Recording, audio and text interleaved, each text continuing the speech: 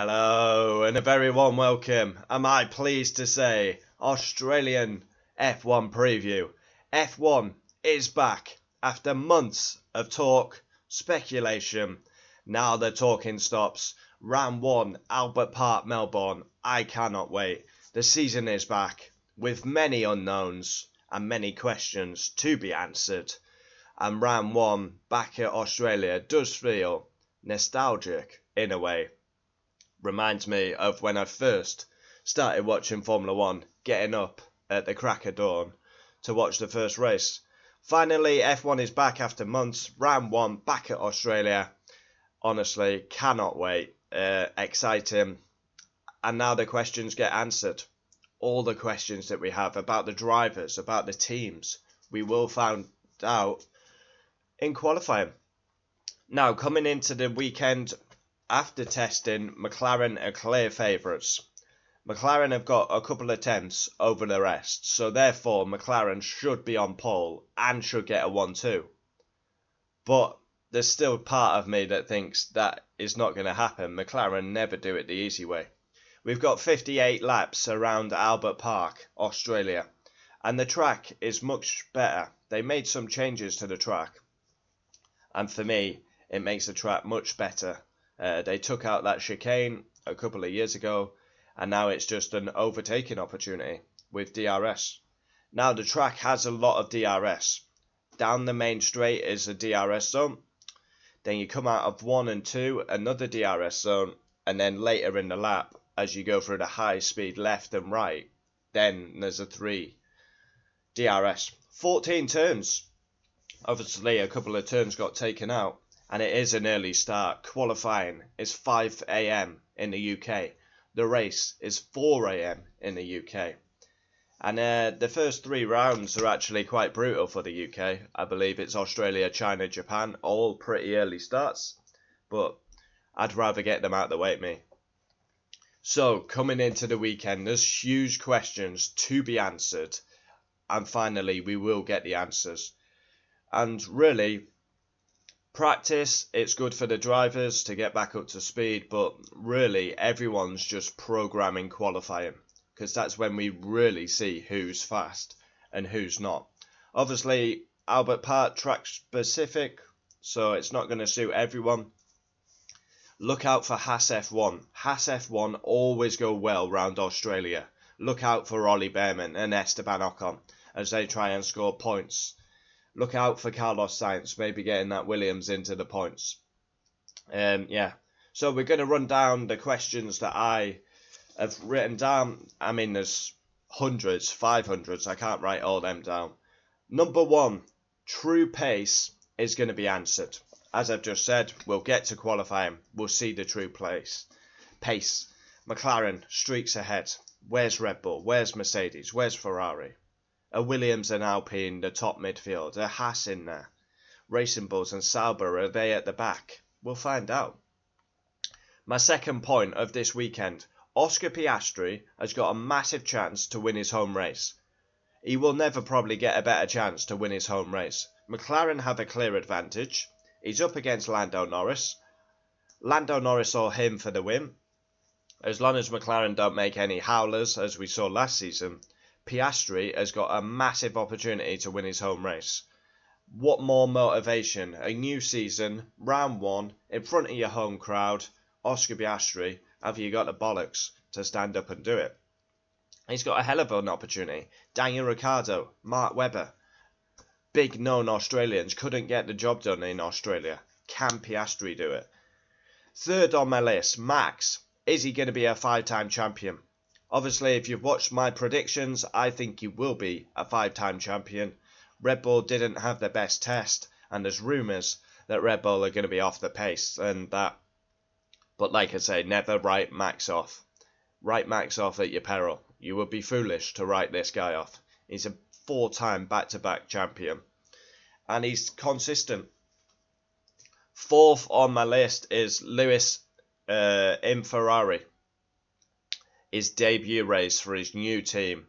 Is it written in the stars that Lewis Hamilton can win on debut? I mean, what a story that would be.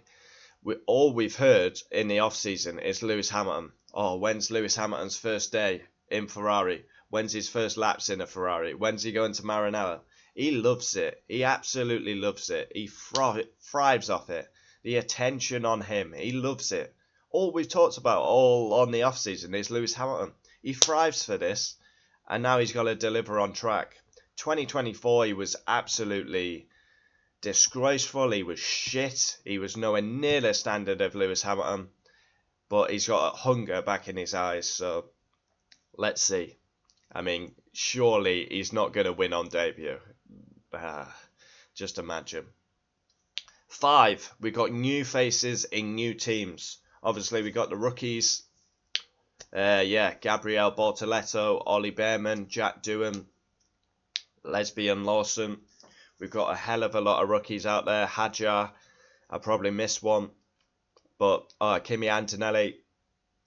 We've got new faces in new teams. Esteban Ocon's in a new team. Hulkenberg's in a new team. You know, Hamilton's in a new team. So, yeah. New faces, new teams. 6 on my list. Liam the Lesbian Lawson. Why do you call him a lesbian? That's highly offensive. He's called a lesbian on the channel. Why? Because he looks like a lesbian. Look at him. He's got a different look every week. I'm Liam Lawson. Really looking forward to Australia. I say every 5 seconds in my interviews. Watch next time he does an interview. I'm Liam Lawson. Is he going to be a flop? Is he going to be a success at Red Bull? We wait and find out. He should never be in that seat, and I can't believe he's actually in round 1 in a race-winning Red Bull. Scandalous. And 6 leads into 7. 7th on my list, lucky number 7, Yuki Tsunoda. Wow, what an off-season he had. Where's his motivation going to be? Has he got any motivation left? He's done everything he needed to do for that Red Bull seat. He's overlooked again. Has to drive for the shitty sister team again. And they didn't look good in testing at all. So, yeah, Yuki, how's he going to respond? It would be absolutely hilarious. And I'm praying to God that Liam Lawson, he kind of flops because he's in too early. And Red Bull have to come beg him for Yuki. That would be hilarious. 8, rookies. Who's going to shine out the rookies? Are we going to see Gabriel Bortoleto take it to Hulkenberg? Jack Doohan, he's under pressure. It's home race. Already Colapinto's in that seat, according to everyone. Are we going to see a response from Jack? Can Kimi Antonelli take it to George Russell? You know, Ollie Bearman, can he take it to Ocon? Liam Lawson, is he going to surprise, you know? A lot of questions. Number 9 on my list. Can Lando Norris win the title? Can he win the title? McLaren have a clear advantage on the opening race. Surely McLaren have to win drivers. Can he win the title? He's won 4 races and he's the bookies' favourite. I don't understand that whatsoever. But yeah, a lot of people in the WhatsApp group. I mean, I might as well change the WhatsApp group now to Lando Norris Windmill Club, because everyone in there thinks he's going to win the title.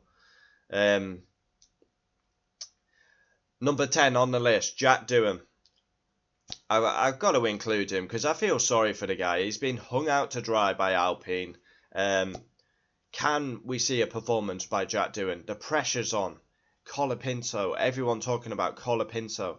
What a better way, Jack Doohan, if he goes out there, does a great qualifying, beats more experienced man in Gasly, scores points for Alpine. That would be a good way to silence all the noise about Colapinto. But it's a matter of when, not if. Yeah, I feel sorry. Round 1, Australia, cannot wait. Of course, we have qualifying reaction, race reaction, driver ratings. Bring it on.